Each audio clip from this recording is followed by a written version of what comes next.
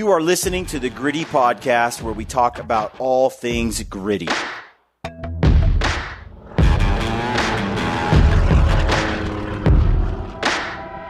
Welcome to the Gritty Podcast. I'm Brian Call. I've got Brad Hunt here with me, and we've stepped away from an elk hunt, archery elk hunt. I've got the tag. I've hunted it's been over 10 days. Yeah. The season started mid-August, so it's not your typical elk hunt that starts, beginning of September usually. Yeah, you get a little bit of early season and a little bit of rut hunt kind of combined. Yeah. And the rut is starting to heat up right about now. Yep. The first part of the hunt, though, the bulls were in velvet, and they were just shedding the day the hunt opened. Horns were white. I never saw a bull with actual velvet on it, just some strips still there. Yep. So that's when the hunt started, to give you all a kind of a reference point. And Brad came close a number of times. It's a different kind of elk hunt because it's thick country, and they're not talking at all. Right. There is no rut, so they're not like bouncing back and forth, moving, running. Their typical velvet behavior. They feed, they're feeding in the morning, and then they go to bed as soon as the sun starts to come up and it gets hot. And then they're down all day, and then they pop out at last light, eat a little bit, and they're mostly just consuming food, consuming, and raking trees and rubbing with the antlers. And during that first 5 days, the first 2 days were pretty incredible. And I had a bull at 40 yards, and it was the second day, the morning of the second day. Yep. And I have the potential. I mean, this hunt, it's not uncommon for guys to shoot 380, 400 plus inch bulls. So it's a once in a lifetime tag. I'm not going to get it again. And so I didn't want to just shoot a nice bull on the second day of the season. Yeah. Haven't even experienced. I didn't feel like I earned anything yet. And my cousin Ben was running the camera behind me. He helped me for the first 6 days of the season, 5-6 days. And my uncle Kevin was there too. We had a blast. We got rained out for 3 days and heavy winds and nothing. You didn't see a single elk during that period. So that was the first 5-6 days of the hunt. There was 2 good days and then a lot of weather. Yeah. And as soon as the weather cleared up and the wind died down, I got another chance at a big bull that I had seen preseason. And you weren't quite sure, how good is this bull? And I'm like, he's sending me pictures, and I'm looking at him, breaking him down. I'm scaling him out. And I'm like, that bull is pretty good. I think he's a shooter bull. All right, folks, quick interruption, quick announcement. We have movies coming your way in November, December, and January. A whole new batch of gritty films coming your way. They're about an hour each, long form. Check us out. But to watch them, you got to go to the Gritty Films YouTube channel and subscribe there. We have a channel we have dedicated to just hunt films. Just type in Gritty Films, find us, click the subscribe button, follow along, look for the new drops in November. Can't wait to show it all to you. It's going to be awesome. Now let's get back to the show. I've never claimed to be good at judging elk, how big they are, or deer even for that matter. I'm not the best, no question. That was one of my big concerns with this hunt, was shooting something that wasn't big enough for the particular opportunity that I have that's being afforded with this particular hunt. Yep. And I had that bull 55 yards, had him dead to rights. I hesitated because I just wasn't sure if he was the bull. There was a bull that I got my heart set on. I nicknamed him Hook because on the one side, he's got this on his whale tail, on the very tip of it hooks downward. And he's the best bull so far that we've seen. Yeah, I think so. but this bull is the close second. There are plenty of bulls that we have bumped that we are unsure of. Yeah. Like they could have been absolute giants. So yeah, I had him there at the 50-yard mark, but I had no cameraman. I was solo, but it was this spot between when my cousin left, when Ben left, and before you showed up. Yep. I think it was the day you came. It was that morning or the day before. Maybe it was the day before, but that bull, I just didn't. Again, I was like, I really wanted to capture as much as I can on camera. Yeah. And so far it had just rained, and here I am. And anyway, he was a stud, an absolute stud bull. And, yeah, I hesitated for a moment. He took a few more steps, and then I came to full draw on him. And right as I did that, he turned and he quartered away from me. Yeah. And I didn't like the shot angle. I was looking at it. It was real steep quartering away shot. And so I was like, And I thought he was going to actually turn and give me a broadside. And he'd been just grazing real chill and kind of just twisting and just maneuvering. And he picked his head up, and he just marches straight away from me with his butt at me. And I could have cow called, stopped him maybe at 60 and got him to turn sideways or something. But typically they stop and they just kind of look back. They keep their angle. The one thing with those bigger bulls, though, is like they do have to turn quite a bit to actually see, because one, their neck is pretty big. Yeah.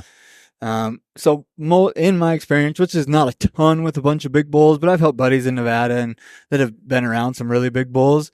And I've found those really big bodied bulls like that, they do. Most of the time they give you a pretty good broadside shot because they got to turn actually like most of their body to look back at you, versus like a young bull that has a small neck or a cow. Yeah, makes total sense. They can turn, because a lot of times too, that they're like they're a looking, deer, they're just like especially if they've got to look downhill. I mean, they got such a big antler, like it hits their body when they try and turn. So they got to actually turn the shoulders to open up as they look down to you or whatever. Yeah.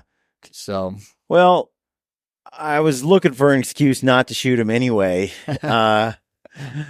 And so you just want to experience the rut. That's all it is. We hear there's a possibility of calling in 15, 20 plus bulls a day. So yeah, I'll believe it when I see it. Right. I'll tell you that.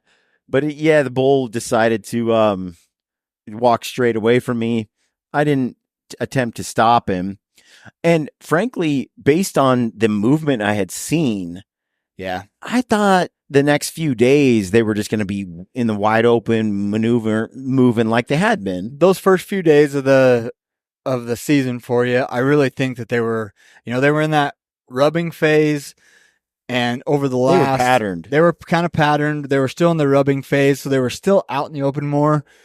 I would say the last 5 or 6 days, what we've been experiencing is that phase between when they rub their velvet and the rut. And they're starting to talk a little bit more now. We're getting there. But like I said, the last 5 or 6 days, they've really been in that transition period of, now that they've rubbed and the rut's not kicked on, like they are held up in a hole and they're just raking trees, letting the testosterone levels are starting to raise. They're starting to gather some cows and, they're screaming at each other. Yep. And I think that transition period between when they rub and before the rut starts, that is the hardest time, because they're not looking for cows right now. They are just tucked away. Yeah. Because now they're hard horned. They're going in the brush, and I've had ghosts. I've had some. You're talking about, these bulls are 360 plus. Yeah. In inches, and hooks probably 380s. So these are some big bulls. Yep. And I decided I want to be selective, at least on the first half of this hunt, and really go for the gold, And we did, the day that Brad got there, we spotted Hook coming off of his bedding area, which he'd done for days. Yep. And I knew exactly how to get to him. And we motored up there. We didn't have a lot of time. we cruised up there, and about 20 minutes before dark, we got to within 110 yards of him. Yeah. And he was feeding across a wide open meadow just on the other side. And I was hoping he'd walk into the meadow and close that distance. Yeah. The downside to that is where we were. We were on the lower end of the meadow. He was on the upper. And so there's just such distance. It's just wide enough and big enough that like there's not a lot of cover once you're there. And it's too far to shoot across. I might have been able to close to 80 yards, but we would have risked. He was glancing our way when he heard some movement and saw some movement, and then he'd go back to feeding, but he's kind of keeping an eye down there on us a little bit. It was a weird situation, and it was low light, which wasn't great. And so, and I didn't want to take an 80-yard shot either. I could do it, and I feel confident that I can make that shot, but that's not what I'm looking for. That's a day-to-day shot too. Like, it depends on the day, how I'm feeling that day, how I'm shooting the target that day, you know, or the day before. There's times when I feel like I'm like, what'd you say? It's like a game of golf. Yeah. Where you're like, you can't miss and you're just killing it. And then there's days where you're like, what the hell? Yep. You hate it so much. You hate archery shooting and hunting. And golf, you hate it because you just suck at it. And the next day, you're and then like, all it takes is one shot, and you're like, "Oh, damn, I'm good." You know? Yeah. So we watched the bull, and I had him patterned, and I thought, you know, if I'm patient, we're gonna get him in the next 2 or 3 days doing the same thing because he's just like every day like clockwork. And so Brad and I we played it smart. Backed out, got in there the next day, patterned on him, and we scratched in a trail. Yep. Because the ground was pine cones and leaves, and it was so noisy. Like, it was really hard to sneak in. So that hot afternoon, then the following day, we grabbed a couple of sticks and logs, and we the last 150 yards, we just cleared the trail and got it down to soft, sandy dirt. And perfect. You cannot hear us coming. No. Throw the stockings on, and we are like ghosts, like the elk. Wind's perfect. The next day we go in there. We're on our new trail. Nothing's going to hear us coming in. Long story short, I snuck up to the bull. I was 15 feet from him. The only problem is I did not know he was there, and he did not know I was there. And we also didn't know that there was a stupid doe that has been hanging out like right next to this bull. And she has been in that spot every day that we've come close. This evil doe. Yes. She heard or saw something when we were at 15 feet. Mm-hmm. And it's thick. It's thick. So I heard her bounce, and this is right at daybreak. And I peek my head up, and I'm watching her run away. And then to the corner of my eye, I see this huge elk and his antlers. And he looks right at me, and I look right at him, and we are eye to eye locked. And that sucker, he's like, oh crap. See ya. And he spins, and it was Hook, and he's giant, and he just starts running up the hill back to his sanctuary on the hilltop there. And I was sick to my stomach because, first of all, if that doe hadn't busted us, we were just going to sit right there and wait for, he'd have been a 9-yard shot. Yeah. He was walking his trail to the meadow. Now, typically he takes that trail about a half hour later than that. So I just didn't expect to see him right there. Who knows what goes on or how he ended up there. But even then, we were sneaky enough that I really feel like if that stupid doe wasn't there, we'd have been sneaking up, and we'd have heard seen him so before. Loud. Yeah, we would have seen or heard him before he caught on to us. Oh, we were moving so slow. So slow. I don't even know how that doe. So that doe has busted us no less than 4 times. Yeah. And she's got superpowers. I don't I don't know what her deal is. We came into the meadow. Dude, she's 100 and something yards across the meadow, and we are brushed in statues. And she comes into the meadow eating some grass, and she looks at us and recognizes us. Now, I've had does all over the place walk within 9 feet of me. We had a and doe not and a see fawn come close, like Yeah. really close. This And they're looking at particular us. doe is another level of Switched on. she like sees us. I swear she's And heat then- seeking. I swear she's got thermals or something. Exactly. I don't know. So we stopped pushing in. Once we spooked Hook, I didn't know if he was going to come back or not. I mean, we got him good. And I look, he's in that phase where he's getting ready to rut and migrate and move around. He's not doing his patterns as religiously as before. He's shed his velvet. It's been 10 days. Yeah. So, yeah. Wasn't sure if he's coming back. And so far, we actually have not seen him. Yep. However, we have heard a giant sounding bull Yeah, he sounds like a damn dinosaur. in the exact spot where we spooked him in that meadow. I just call it Hook's Meadow. Mm-hmm. In his meadow there, and we just haven't been able to creep in with the wind being right and the timing being right to get on him. I'm assuming it's him because he owns that place. Yeah. There's some close calls. I tell you, it's a very difficult hunt because they're so quiet. The ground is so loud. Everything's so dry, and it's thick. That's And the wind, two swirls. big factors. Is one, it's so thick, like we get in so tight and close, but we still can't see them. Like we hear them there, we just can't see them to get a shot. And two, the wind. The problem is like most places where we do a lot of spot and stock, we can usually get a good thermal or a prevailing wind that's in our favor, and then we can just work with it. Because we're in And high flip in. mountain country, Mhm. and a lot of times those steep faces, the wind blows up. Yep. During certain times of day, and it blows down. Exactly. And as long as you're coming in at their elevation from the side, or The problem is here is like we start out and it's like, great, whew, got a sweet wind, let's work in. 20 Then- minutes later, But then halfway in between from where we need to get to and where we are, that wind is doing something totally different. Then you go another 30 yards and it's doing something different there. So it's like, and the thing with elk is they know the wind. They live and die by the wind. yeah, And so they don't move with the wind at their back. no.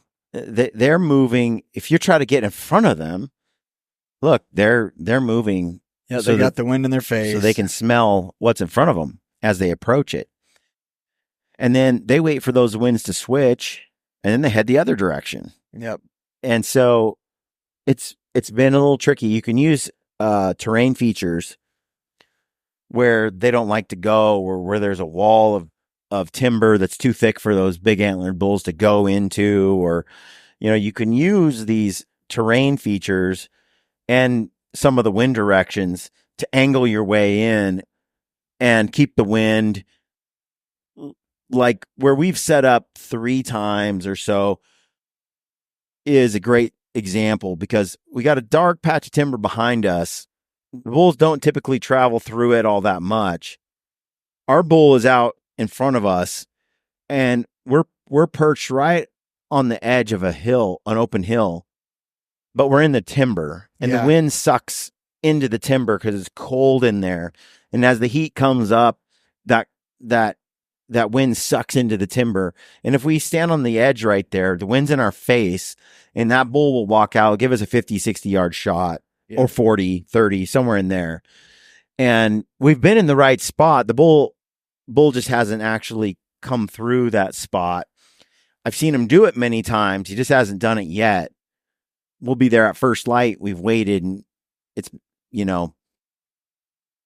but that sort of is the situation at work here. We're working with these bulls that are barely moving morning and night. Yeah. That's about it. And last hour, first hour, and then they're tucking in. And during that little tiny window, you're trying to intercept them on on their path. You're certainly not going to just sneak up on them because it's just too loud. The ground's too dry. When we got those heavy monsoon rains early, there was about 3 days of silent walking where the ground was so wet that you didn't make a sound when you were moving through the woods. But that quickly changed, and the place is dried up like a raisin. Yeah, now it's a crunch everywhere you step. So that's why we've cleared those trails. But I think things are about to change for the better for us. I mean, these bulls they're starting to be pretty talkative. And a lot of people that I've talked to, like the rut is kicking on kind of everywhere, which I think is actually a little earlier. 10 days, probably earlier than it normally is. Yeah. 7 to 10 days this time of year. But that's going to definitely work to our benefit because then we can hear the elk. We know where and they're going to be making noise and staying out longer in the morning too. You know, we got this whole week where there's not really a moon kind of yet, really. Yeah. It's starting to come back, but it's darker. It's dark. Yep. And it's going to work to our favor. I feel like I'm an okay enough caller to I think we can pull some bulls in. Yeah. I hope. But should be good. Yeah, I think it's going to be good. I think some of the things that I feel like I've had to relearn, I was telling Brad this when he got here. I haven't had an elk tag in a few years, like a really good one. I've had a few days where I had a tag and I go hunt for 5 days. Last September, I've been hunting moose in Alaska during this window or helping someone else. And so, I'm a bit rusty on the elk hunting front for sure. Archery wise.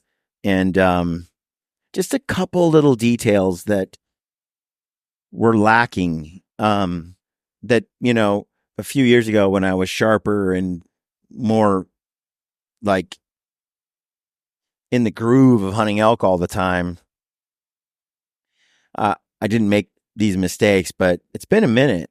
And I felt like the first part of this hunt, I was not quite as, sharp, like having a cow call in your mouth, right? Like at the ready as you're creeping through the woods. It's basic. It's basic, but a little having that instead of fumbling it through my pocket to grab it. I should have had it in my mouth when it was dark and I was embarking on the trail. That was one of those things that could have made a difference. Another one is the having your rangefinder, having your binos, whatever, in like an ultra quiet, accessible location, because when I got pinned down by that big 6x7 bull at 50 yards, I mean, he looked at me a couple times and I was just frozen there. He looked at me, and then he went back to feeding, and he looked back at me and went back to feeding. I kept trying to get to my rangefinder to see it, confirm the yardage, and you could hear a pin drop that morning. And dude, is it not eerie how silent that place can be sometimes? There are times that there is not a bird chirp, a squirrel, nothing, a fly. And then there's other times it's like, I could get away with running in this forest because all the animals are just being so noisy. In this particular moment, dude, it was silent. There wasn't a sound in the forest. Get a pin drop. And so I'm sitting there trying to get to this rangefinder, and it sounds like I'm yelling, pulling Velcro apart. Yeah. And all I'm doing is trying to get my fingers onto this rangefinder and out of the slot. And it's just not quiet enough. My rangefinding pocket on my bino harness, not quiet enough. Yeah. Same with the bino harness itself, not quiet enough. And we realize that when we're in Coues deer country, and it's in the forefront of my mind. And so when I'm out there and we're bow hunting in some of those areas, or even rifle, we're wearing gear that's like soft and silent. Well, that's another, I've been doing so many big mountain hunts, like with you and stuff, and where we typically go, that there is no silence. Yeah. Like the wind is always kind of going, these little tiny, it's not that important. But in this particular unit, when that wind is gone, Yeah. the forest is so quiet and your sound carries, like your breathing can be heard by these elk. Yeah. Like I said, there's other times that like the animals, like take last night, for example. Yeah. I'm trying to listen for bugles and the birds are making so much freaking noise. And I'm like, I can't hear a dang thing. Yeah. Like, what the crap? I want to sit up there with a little BB gun and shoot all these birds. But Yeah, it's other times it is so silent. Like it is crazy that, and just the movement of your pants, like, or your Brad's backpack. pants. Brad's pants are another problem. No, you're wearing another pair of pants this morning. I'm like, hey, mine are quieter than those. Yeah, I ones know. are. I'm So going I'm back like- to my other ones smell like ass. That's why I wasn't wearing them. But we're gonna wash some laundry. We're doing some laundry today. I brought a brand new pair of pants since like they hadn't even been washed or anything, and so they were pretty stiff. Yeah, I have some others at home that I'll bring that are wore. it made a difference. It makes a difference. Like It does. in the dark when you're within 100 yards of this critter, 150 yards. Well, and one of the things is I had a side pouch pocket on my pack too. Mm-hmm. Because normally I'm carrying a filter or filters and I, like the lav mics, but I just started putting them in my pocket and I have a little pocket on an extra pouch that I have on my bino harness that actually is a quiet pouch that I can put the filter in. So I have that all dialed now. I took that pouch off and it's like night and day difference. Like the sound, I just can't get away with it. The thing is there's just sometimes in this area, there's no cover noise at all. I mean, it's just so quiet. And so now it's like, okay, the pants you wear, the bino harness, all your equipment not making, it's like, think of yourself whitetail hunting in a silent morning in the forest. Like that's the sort of apparel and setup you need for those moments when you're in that bow range. And I had that bull dead to rights. Hey, if you like our show and you want to support us, you can do that by shopping at Stealthy Hunter, great partner of ours. They sell rifle covers, which we use on every single hunt. They sell glassing pads. They sell supplements. They got CBD gummies, other products over there. Check it out. Make sure you use the code GRITTY. And now back to the show. I told you, it took me like a bunch of tries to get the rangefinder out without getting caught. Yeah. But he stood there broadside. If I had a silent pocket, I could have just pulled it up, got the range. He wasn't looking. It was the sound. It was he could hear the scratch, just the slightest little scratch. The unnatural sound to them, for sure. So it took too long to get it out. And by the time I got it out and ranged him, he was kind of like getting ready to leave. And that's when he quartered away when I came to full draw, once I got that range dialed in. And, again, I was like, I kind of wanted to get up full draw and then decide, take a look at his antler, like get past the hard part and then have a luxury moment. Do I want him? Do I not want him? Yeah. But I didn't even really get a good luxury. I mean, just to bring a picture to life, he's a stud 6-point with an additional like 18 plus inch dagger tine. So he's got 2 dagger tines on the one side. Look. I've already been ridiculed by a million people already. No. Who have said, like, I can't believe you didn't shoot that bull, or I can't believe you didn't shoot that one, or I can't believe you passed on that one. And, the truth is, you got days where I truly believe that we're going to, especially now, like they're already starting to talk. I will probably end up shooting a bull smaller than any of those bulls.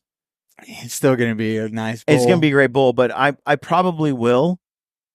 But no, we're going to kill a giant. He's going to come in on a string, and it's going to be epic video. The thing is you can't get that, Megasaurus if you shoot the other one instead. Especially with the amount of days you have left. And you're talking about a 390 bull or a 360 bull. Like, yeah, I'm actually, and I said this before to people, some friends of mine, I'm actually I'm not an inches guy, really. Yeah.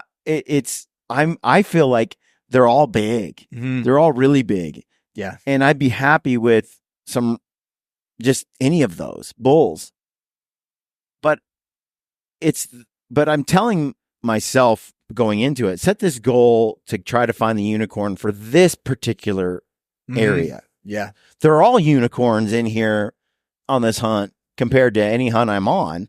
The 350 bulls are unicorns. The 340 bulls are unicorns, you know, in other areas. But in this area, no, there's some 400 plus potential. Yeah, we saw the other day a raghorn for this area, and it's like, that's a 310 inch bull. Like, could have shot him at 19 yards. Yep. There's a lot of those kinds of bulls that you're just letting them walk and ignoring them. Yeah. You know, and look, I talked to my buddy Anthony about this, and he said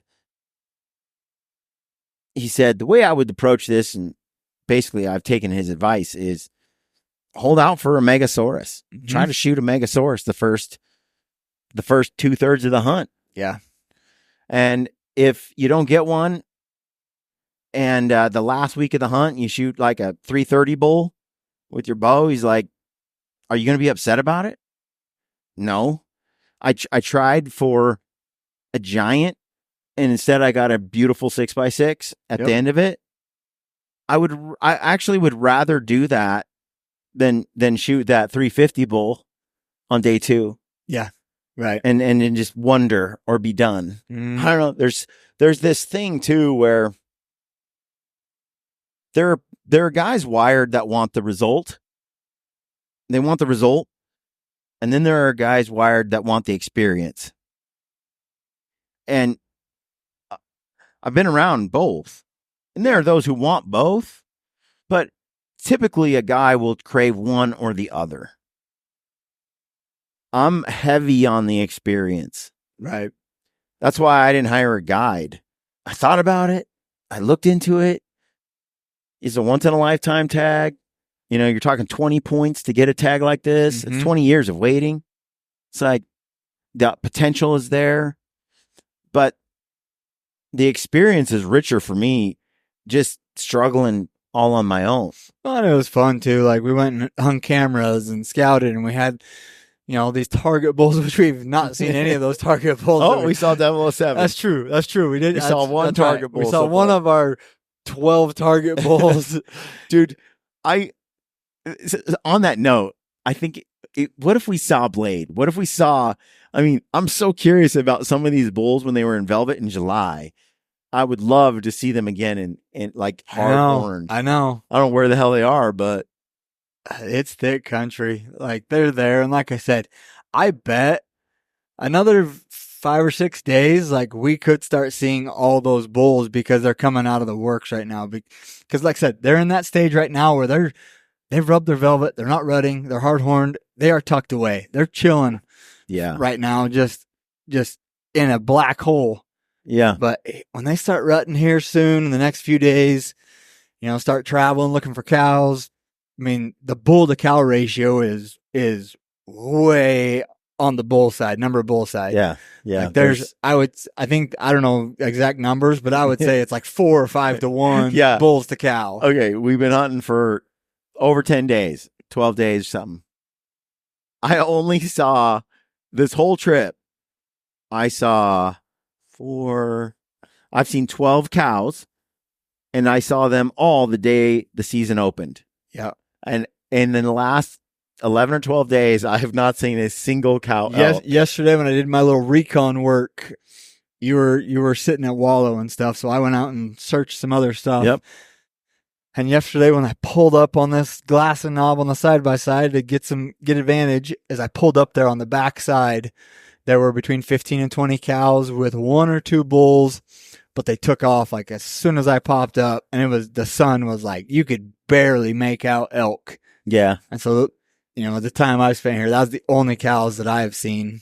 Cut a lot of tracks, but I've seen a lot of bulls. Yeah. And not a single cow. Yeah.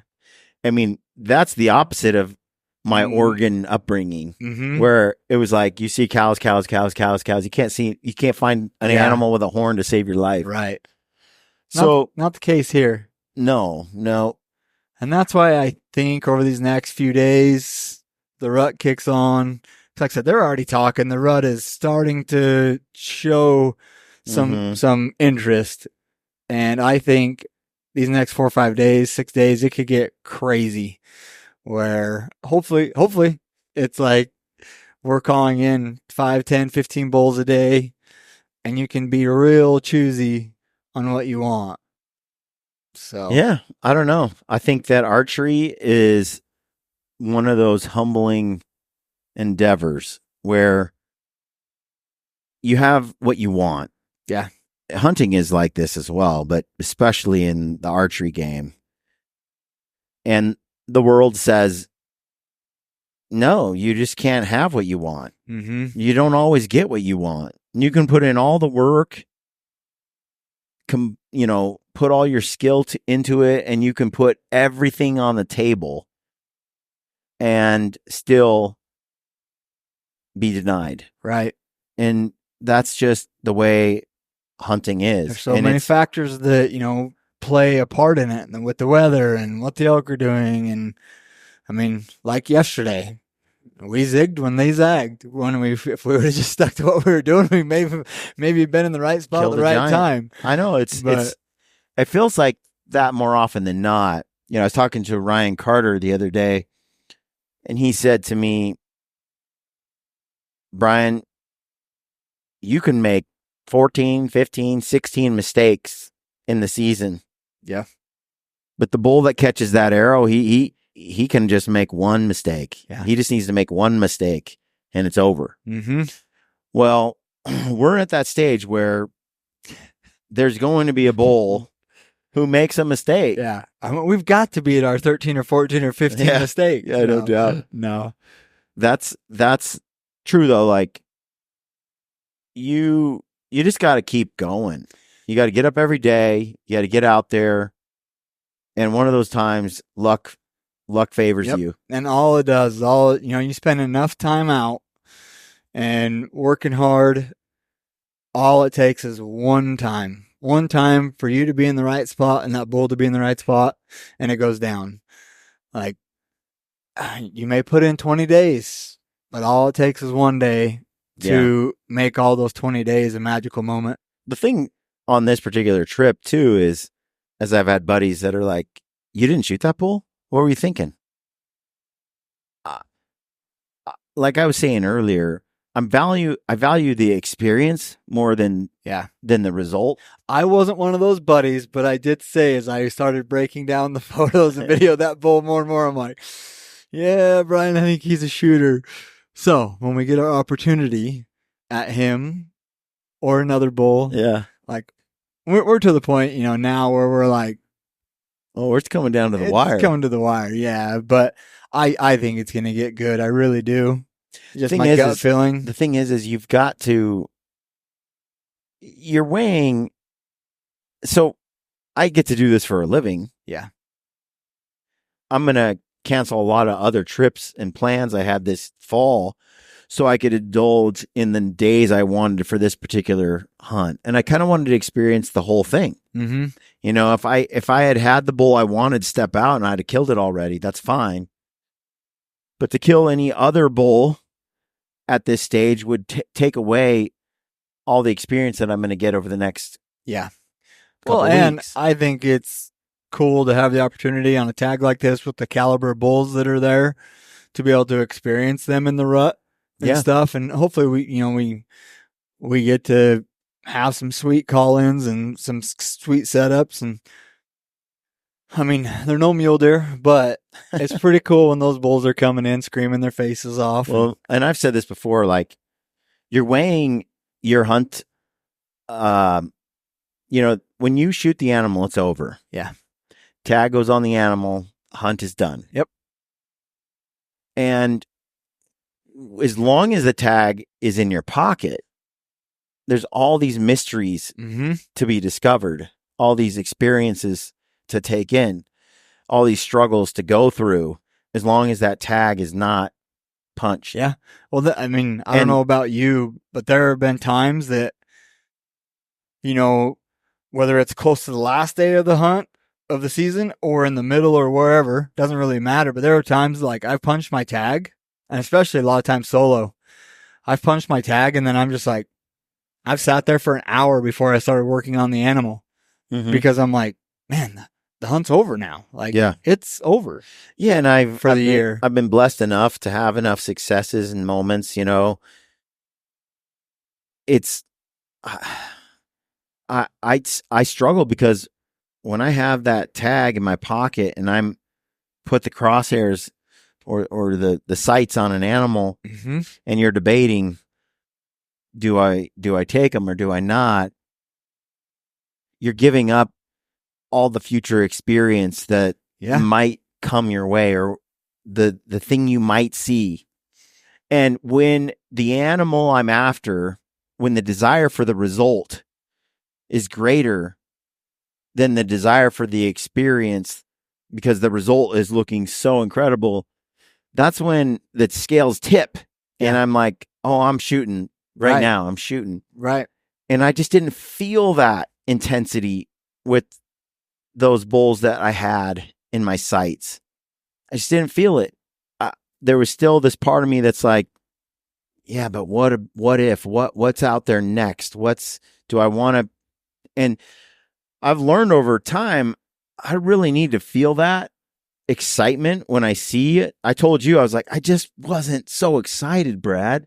Like I'm at full draw and I'm like, I don't know, man. There's so much more I want to experience with this hunt. Do I want to end it right now and then go home? Yeah. And I just wasn't feeling that intensity. And so I didn't shoot. And, you know, then you're haunted.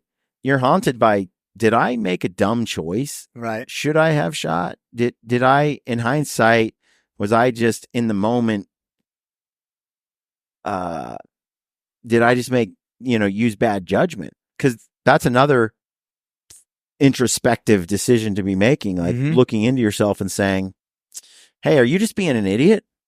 You know? Yeah. So, well, and I heard these wise words from our buddy Drew Miles at Tricer. Yeah. And he said, you know, because he was getting ready to go on his elk hunt. And so he was talking and he was videoing all the excitement and the feelings that he had. Because, I mean, you do. Like, every beginning of every hunt, you have so much excitement. And you have expectations or whatever, you know, what the hunt's going to be. And then you can be 10 days into the hunt and it sucks. Yeah. And so I'm like, I said this to you today. I was like, and I've had to try and tell myself this too, is when there's dark times, the down times, the times that it sucks, like, remember the feelings at the beginning of the hunt. And I think that's going to help keep you going and keeping you driven throughout the hunt, because it's going to keep you going to continue on. Yeah. And I think it's going to get good for us. I really do. Like, we've got some good days ahead, some good weather. It's cooling off. I think the rut's going to hit. I mean, I really think that we're going to get some awesome, incredible action with these bulls. It's going to be fun. I really am looking forward to the next 5, 6, 7 days. Yep. Yeah. I think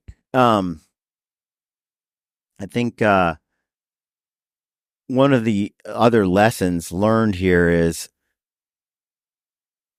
when you're working with terrain, weather, understanding their movement, their patterns, I feel like I was just figuring things out like a step too late each time.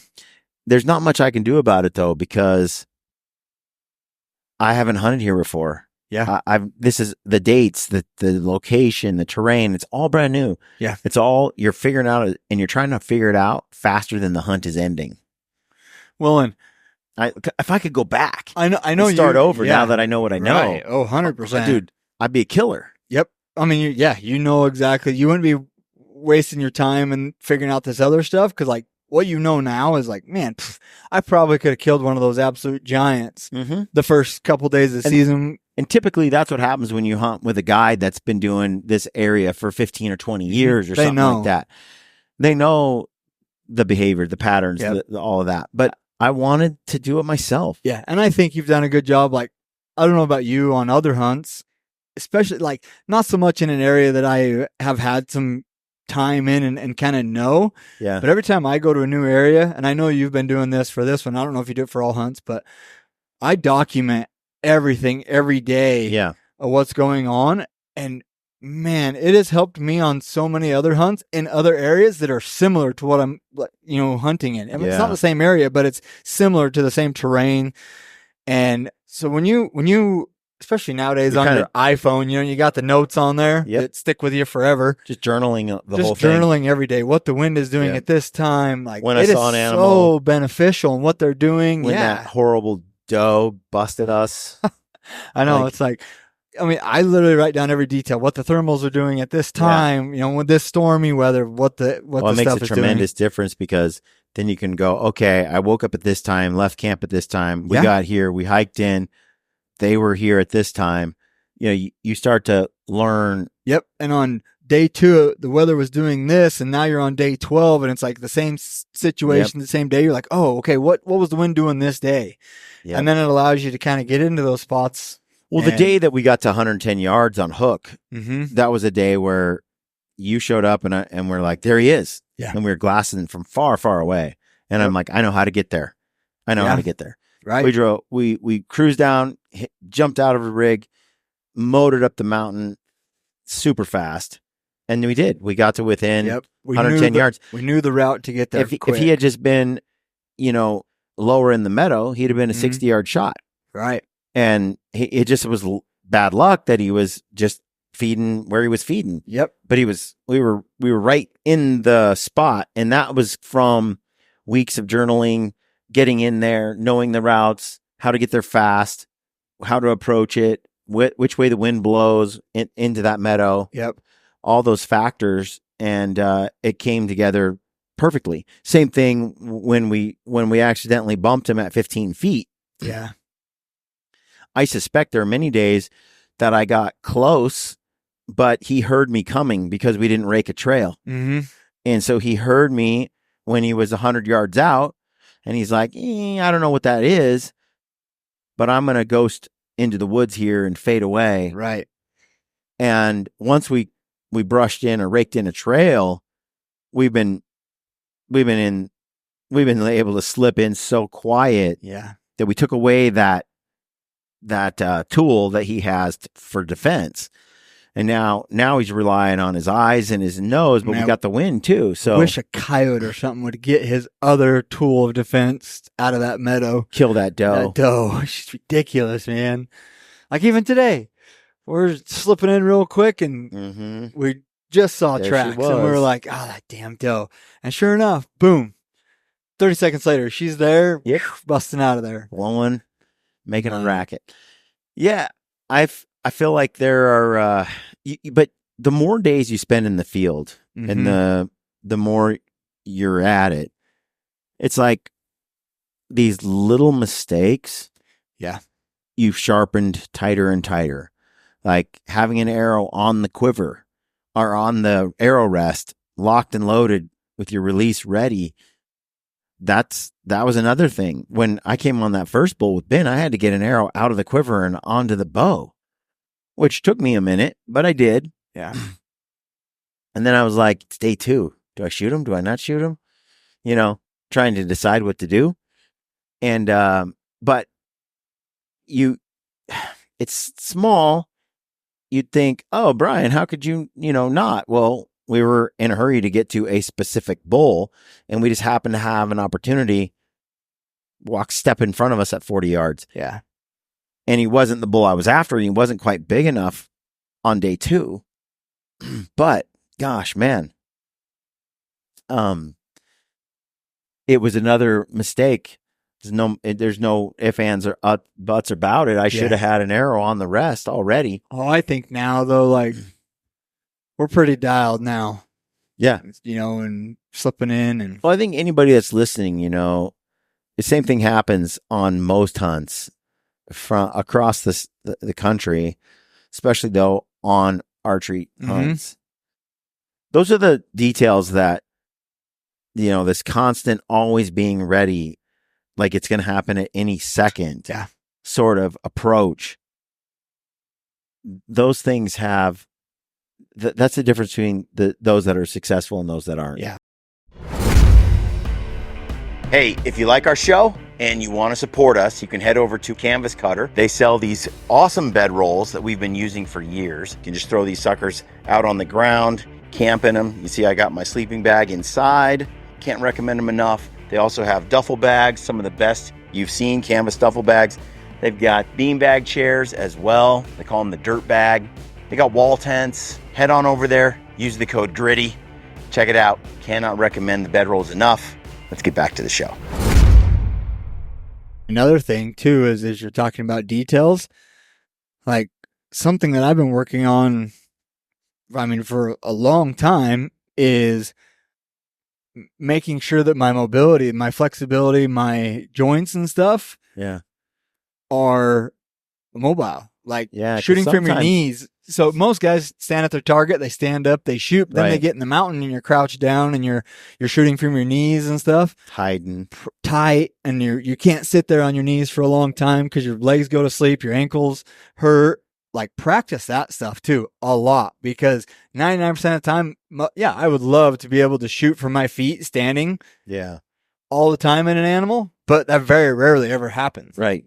And same with, your leg muscles and your back muscles. I remember, I think Hunter McWaters that we've done some stuff with, he has come a long ways. I remember the very first time we hunted together, we were hunting coos. And we have on film, like I'm slipping down on this coos buck, Hunter's behind me filming, and I am low, like I am the grass level, like I can my eyes are just above the grass.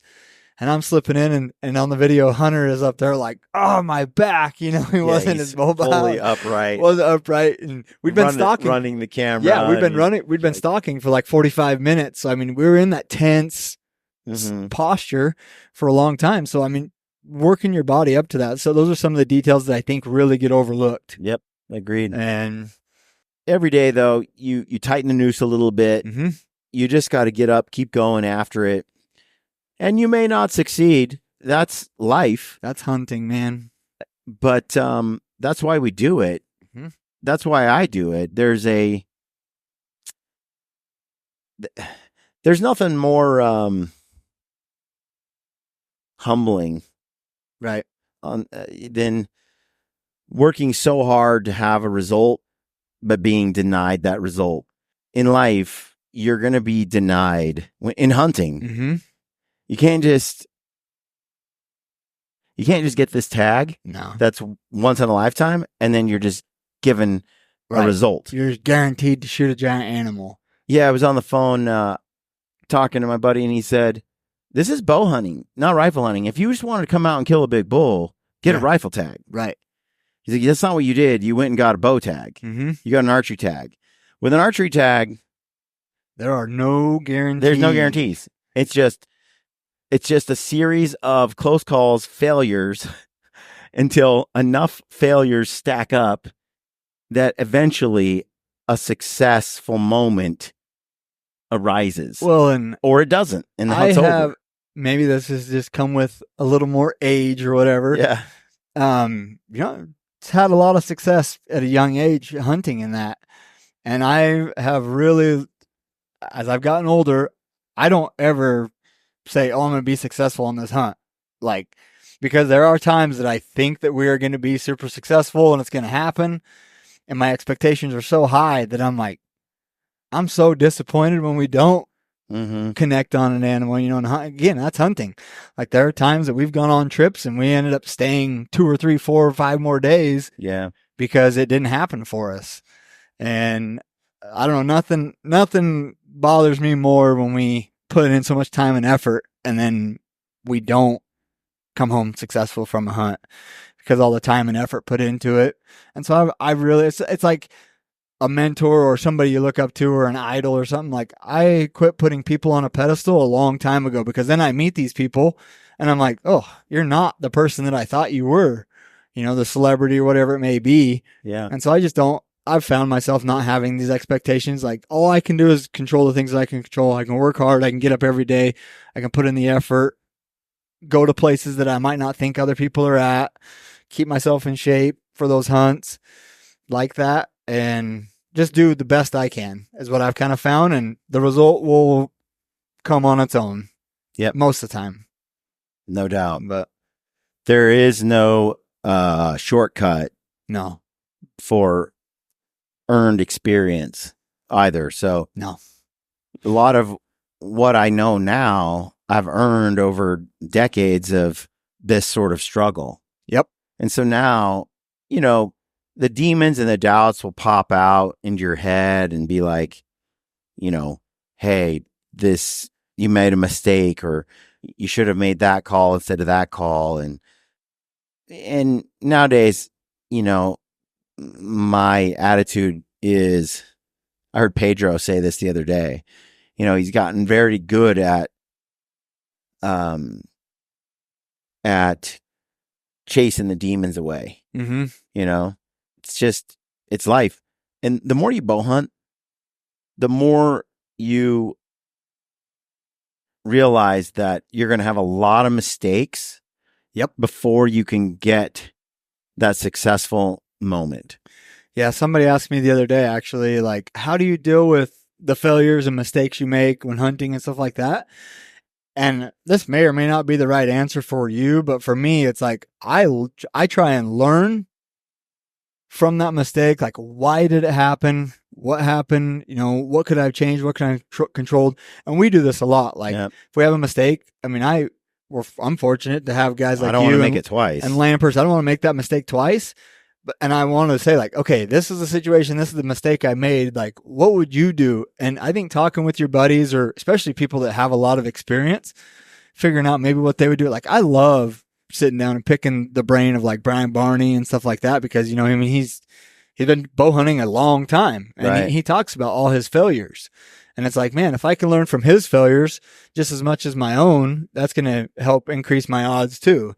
Well, so I really try and learn from every mistake that I make. I really try and learn from it, because I don't want to make it twice. Well, and if you start looking around and you look at some dudes that have killed some big bulls, some big deer with their bows, mm-hmm.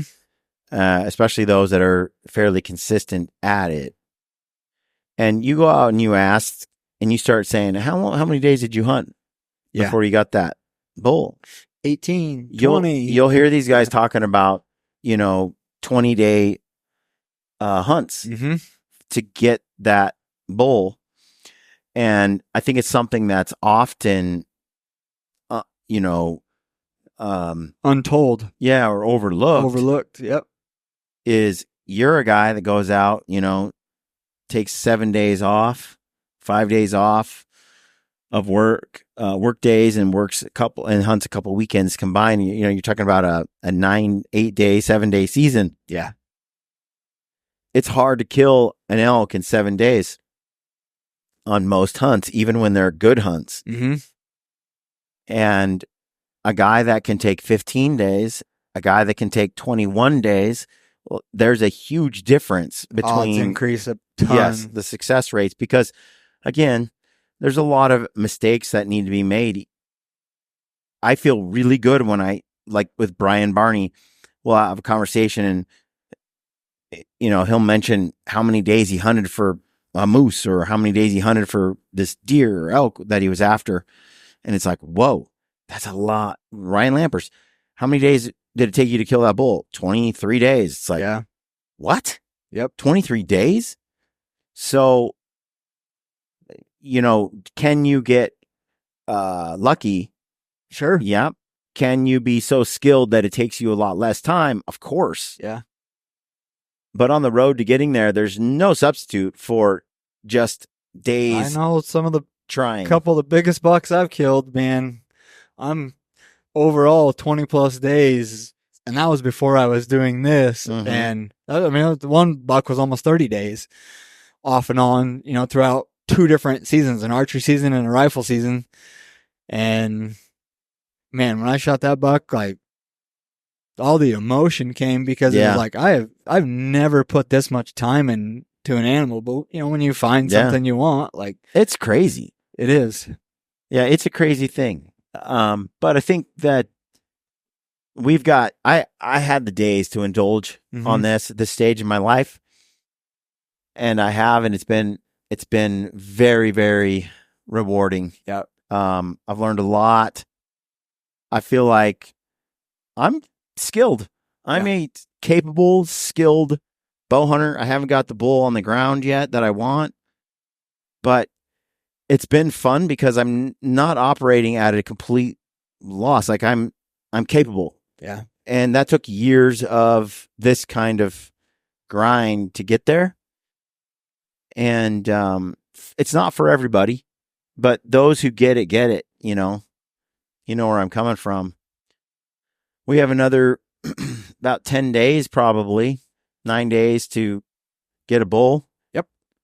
And it should only get a little easier given the fact that the rut's going crazy. Mm-hmm.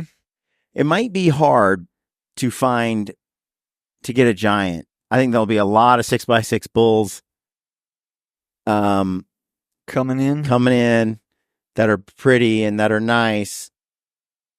Well, that's where I hope I'm a good enough caller to piss off the big bull enough that he does come in. That would be sweet. We're going to put it to the test. Yep. I mean, I have even you and some other buddies that have experienced like epic rutting activity. Mm-hmm. Now, let's make it happen on this one. And then I'm hoping you can return the favor on some later hunts that I have. I called in a lot of bulls for buddies, but admittedly, I haven't really put a lot of time into calling in the last 6 years. I swear that's the only reason he wanted me to come work for Gritty was he got to experience firsthand the elk calling, and he's like, "Oh, dang, this happened." No, I'm just kidding. It's been we've hunted so much spot and stock open country. Yeah, most time I don't like calling. I don't call. I have it. It's a tool in my toolkit, but especially solo, like I don't like calling out. This is the place, this country we're in this situation this is one of the best tools in the tool belt is the calling. Yeah. So we're going to get after it, and potentially we're going to start getting into some great action. We need another guy to help run a camera. I know it would be nice to have another camera guy so I can sit back and do some calling, work some magic about 50 yards back. Yeah. But we'll get it done. Yep. It'll be fun. All right. Well, we're going to wrap up this podcast. We're about to the laundromat here. Get some clean clothes and some food, and we're going to get back at it and keep the fingers crossed. All right, folks. Thanks for tuning in. Stay gritty.